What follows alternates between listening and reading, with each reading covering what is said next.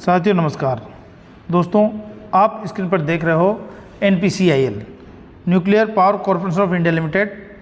मित्रों, ये भारत सरकार का उपक्रम है और परमाणु ऊर्जा विभाग के अंतर्गत ये आता है।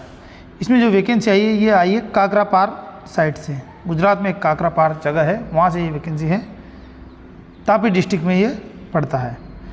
दोस्तों, अधिक जानकारी के लिए यहाँ पर वेबसाइट दी हुई है, आप इस वेबसाइट पर जाकर अधिक जानकारी प्राप्त कर सकते हैं, पूरा डाउनलोड कर सकते हैं और एप्लीकेशन फॉर्म इसी वेबसाइट से आप भर सकते हैं। कॉन्टैक्ट नंबर दिया हुआ है। अगर आपको किसी चीज़ की परेशानी है तो आप ऑफिशियल टाइम पे और ऑफिशियल डे पर आप इन नंबरों पर संपर्क कर सकते हैं। दोस्तों, अब देखो, मैं मुख्य बात बता दूँ। NPCIL बहुत अच्छा कॉरपोरेशन है। अगर आपका कोई रिलेटिव इसमें काम कर रहा हो तो आप इसके बारे में पूछ सकते हैं। बहुत अच्छा जॉब है ITI होल्डर के लिए। ये वैकेंसी ITI डिप्लोमा और BSc तथा आर्ट्स से भी अगर किसी ने ग्रेजुएट कर रखा है तो उनके लिए भी ये वैकेंसी है। साथियों, ये स्टार्ट होगी 6 दिसंबर से इसकी स्टार्टिंग डेट है और 1 जनवरी लास्ट डेट है। 5 जनवरी इसका लास्ट डेट है। साथियों, NPCIL परमाणु ऊर्जा विभाग में कार्य करता है। हम इसकी मुख्य बातें करते हैं। सबसे पहले मैं ITI वालों की वैकेंसी बता देता हूँ साथियों, फिर डिप्लोमा वालों की। देखो, जो फर्स्ट वैकेंसी बहुत ही अच्छी वैकेंसी है दोस्तों, ये वैकेंसी है प्लांट ऑपरेटर। मित्रों, 59 वैकेंसी है, बहुत अच्छा वैकेंसी है। इसमें 12वीं पास मांगते हैं दोस्तों, 12th पास होना चाहिए मैथ साइंस से। आगे और हम डिटेल में इसके बारे में बात करेंगे। इसके बाद जो दूसरी वैकेंसी है साथियों, वो है फिटर से।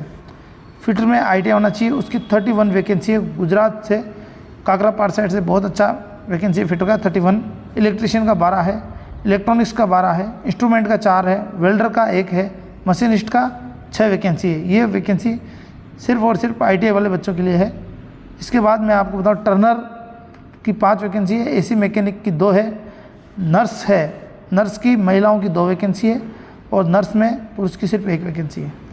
इसके अलावा साथियों, फार्मासिस्ट की वैकेंसी ओनली 1 है। अब ये जो वैकेंसी है सहायक ग्रेड, यहाँ से लेके यहाँ तक, इन सब में साथियों ग्रेजुएशन मांगी जाती है। किसी भी स्ट्रीम में हो आप, इसके साथ कंप्यूटर नॉलेज होना चाहिए और जो आगे हम बता देंगे। साथियों, इसमें HR में असिस्टेंट की वैकेंसी है 12। उसके अलावा फाइनेंस में असिस्टेंट का वैकेंसी 7 और MM में असिस्टेंट का वैकेंसी है 5। इसके अलावा साथियों स्टेनोग्राफर की भी वैकेंसी है। जिन बच्चों ने स्टेनो से ITI की हुई है, स्टेनो नॉलेज रखते हैं, उसकी भी ठीक ठाक 11 वैकेंसी आई है साथियों काकरापार साइड से। ठीक है साथियों, ये तो वैकेंसी थी ITI वाले बच्चों के लिए और जिन्होंने ग्रेजुएशन कर रखा है उन बच्चों के लिए। अब हम बात करते हैं आगे डिप्लोमा होल्डर अभ्यर्थियों की। मित्रों, सबसे जो पहली वैकेंसी है यह है सेफ्टी। तो इसमें वैकेंसी है, जो पोस्ट का नाम दिया है वो है वैज्ञानिक सहायक C, डायरेक्ट C की वैकेंसी है। सबसे अच्छा ग्रेड पे है C का इसमें।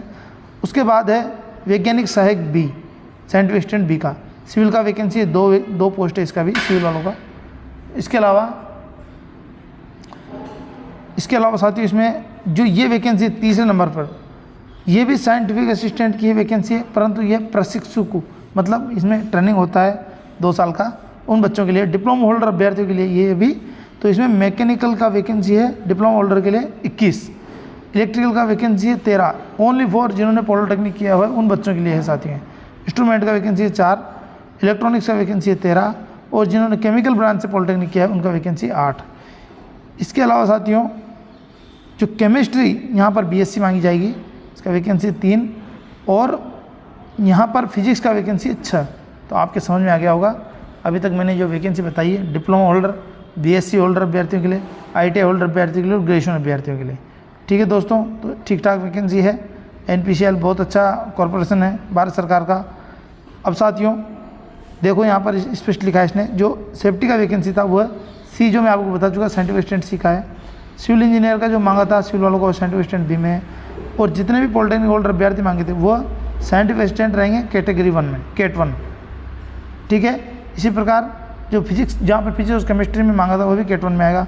जितने भी ITI होल्डर और 12वीं पास ऑपरेटर वो कैटेगरी 2 में वैकेंसी आएगा। टेक्नीशियन का वैकेंसी इनको मिलेगा साथियों। नर्स का, और ये मैंने आपको बता ही दिया है, फार्मासिस्ट का वैकेंसी है, असिस्टेंट ग्रेड का, इसमें स्टेनो का ये आ गया साथियों। अब हम बात करते हैं आगे। साथियों, ये तो बताने लायक चीज़ नहीं है कि फिटर में फिटर से ITI चाहिए, इलेक्ट्रिशियन में इलेक्ट्रिशियन से ITI चाहिए, ये तो आप सब जानते ही हो। अब हम बात कर लेते हैं इसमें देखो साथियों, जो मेन बातें हैं वही मैं आपसे यहाँ पर शेयर करता हूँ, नहीं तो वीडियो लंबा हो जाता है। अब साथ ही जो सेफ्टी का वैकेंसी है इसमें एक्सपीरियंस मांगा गया है। जिन बच्चों ने सेफ्टी से डिप्लोमा किया हुआ है, इंजीनियरिंग में डिप्लोमा, अगर आपने मान लो कि किसी भी स्ट्रीम में डिप्लोमा किया है, पॉलिटेक्निक आपने की हुई 50% के साथ, उसके साथ आपने अगर 1 साल का और डिप्लोमा किया है इंडस्ट्रियल सेफ्टी का, तो आप ये फॉर्म भर सकते हैं। ठीक है दोस्तों, और इसके बाद भी आपको 4 साल का एक्सपीरियंस होना चाहिए, जब जाके आपको साइंटिफिक स्टैंडर्ड सी मिलेगा। साथियों सी, ए, बी और सी आगे मतलब बड़ी पोस्ट है, इसलिए यहाँ पर 4 साल का एक्सपीरियंस यहाँ पर मांगा है। साइंटिफिक स्टैंडर्ड बी जो सिविल इंजीनियर का मांगा था मित्रों, उसमें क्या है देखो मैं आपको बताता हूँ।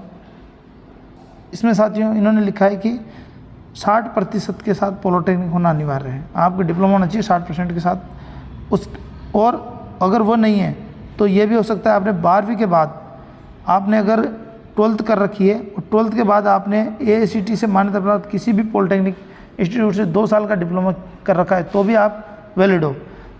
परंतु साथियों यहाँ स्पेशल लिख दिया जिन्होंने 10th के बाद जिन्होंने ITI की और ITI के बाद 2 साल में डिप्लोमा किया है, वह बच्चे उम्मीदवार के पात्र नहीं है। मतलब ITI के बाद जिन बच्चों ने पॉलिटेक्निक किया है वह बच्चे यहाँ पर साइंटिफिक असिस्टेंट की पोस्ट के लिए पात्र नहीं माने जाएंगे।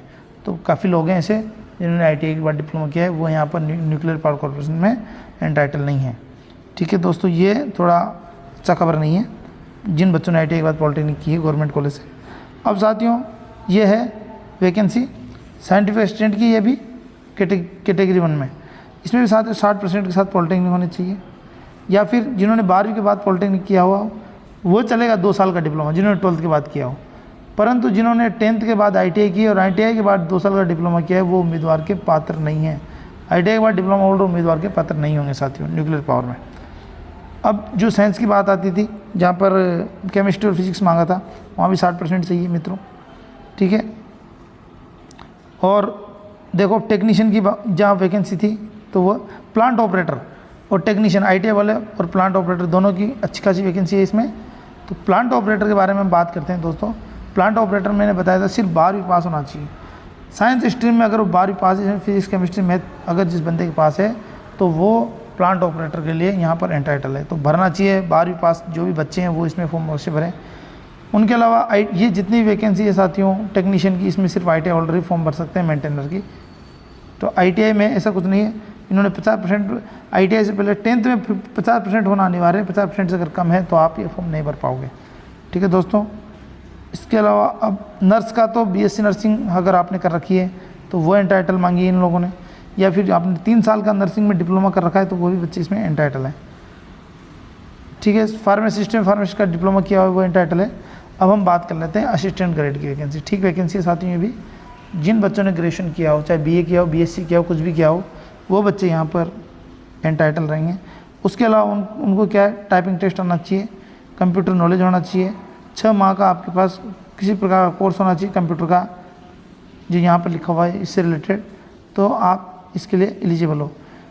परंतु इन्होंने ग्रेजुएशन में लिखा है कि 50% मार्क्स होना अनिवार्य है ग्रेजुएशन में आपको। ठीक है, इसी प्रकार स्टेनो में भी यही है, 50% मार्क्स ग्रेजुएशन में होना अनिवार्य है। और स्टेनोग्राफी, इंग्लिश स्टेनोग्राफी में आपकी 80 मिनट पर सेकंड की स्पीड होनी चाहिए, 80 शब्द पर मिनट, 80 वर्ड पर मिनट का स्पीड आपको यहाँ होना चाहिए।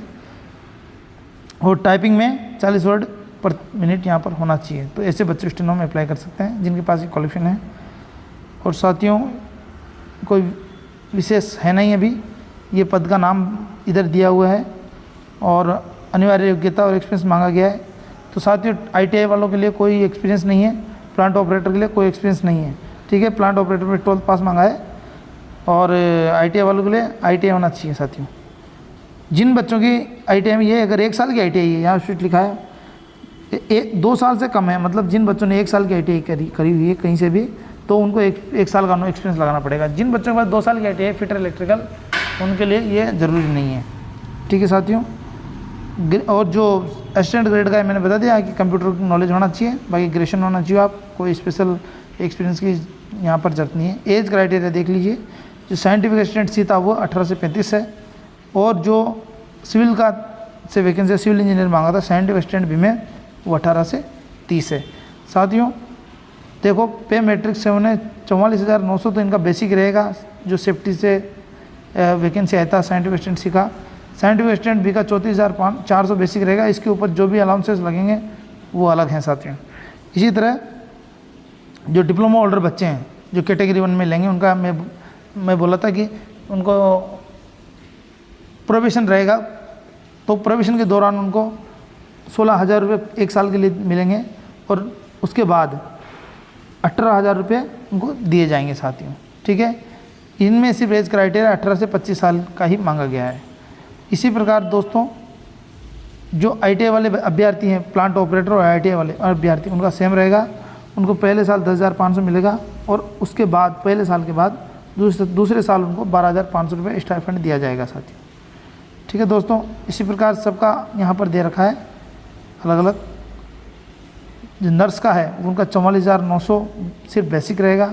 फार्मासिस्ट का बेसिक 29,200 रहेगा और असिस्टेंट ग्रेड का जो बेसिक है वो 25,500 रहेगा। इसका एज क्राइटेरिया यहाँ पर लिखा हुआ है, जिससे आप बिलोंग करते हैं, जिस कैटेगरी से आप, वो आप अच्छी तरह देख लें। इसकी वेबसाइट पे अवश्य जाएं और वहाँ से पूरा ये डाउनलोड कर लें साथियों। और एज पर गवर्नमेंट रूल आपको एज में छूट मिलेगा, जो और नौकरी में मिलता है वही यहाँ पर मिलेगा, अलग से कोई स्पेशल है नहीं। तो ठीक है दोस्तों, और आप ज़्यादा जानकारी चाहिए आपको तो आप इसका ये वेबसाइट, पूरी वेबसाइट पे जाओ, डाउनलोड करो, PDF को अच्छी तरह ध्यान से पढ़ो फॉर्म भरने से पहले। साथियों एग्ज़ाम जो यहाँ पे दिया गया है, इसका एग्ज़ाम मैं आपको शॉर्ट एंड शॉर्ट बताता हूँ। 3 स्टेज में इसका एग्ज़ाम होगा, लिखित परीक्षा होगी। और 3 स्टेज में जो एग्ज़ाम होगा ITI वाले बच्चों के लिए मैं बता रहा हूँ। और तो उनका 3 स्टेज में एग्ज़ाम होगा। फर्स्ट स्टेज में जो प्री एग्ज़ाम होगा उसमें बच्चों को शॉर्ट लिस्टेड किया जाएगा और फिर दूसरा एग्ज़ाम लिया जाएगा। लास्ट में कौशल टेस्ट, स्किल टेस्ट लिया जाएगा। स्किल टेस्ट सिर्फ कुछ नहीं है, क्वालिफाई नेचर का होगा, इसके नंबर नहीं जुड़ेंगे। सिर्फ ये भी क्या होगा, सिर्फ पास हो जाओगे आप तो आपको एडवांस में एग्ज़ाम में बैठने दिया जाएगा। मेरिट लिस्ट इसी का बनेगा साथियों, ये चीज़ ध्यान रखें। मेरिट लिस्ट सिर्फ एडवांस परीक्षा होगी, सेकंड स्टेज का होगा, उसी से मेरिट लिस्ट बनेगा और उसी आधारित पे आपको जॉब मिलेगा। ठीक है साथियों, तो और वीडियो का भी लंबा हो जाएगा, आगे कुछ ऐसी विशेष जानकारी नहीं है। सामान्य निर्देश जो आप फॉर्म भरते हो दूसरे वैसी प्रकार इसका फॉर्म भरना है, अलग से कुछ स्पेशल नहीं है। ठीक है दोस्तों, थैंक यू, धन्यवाद।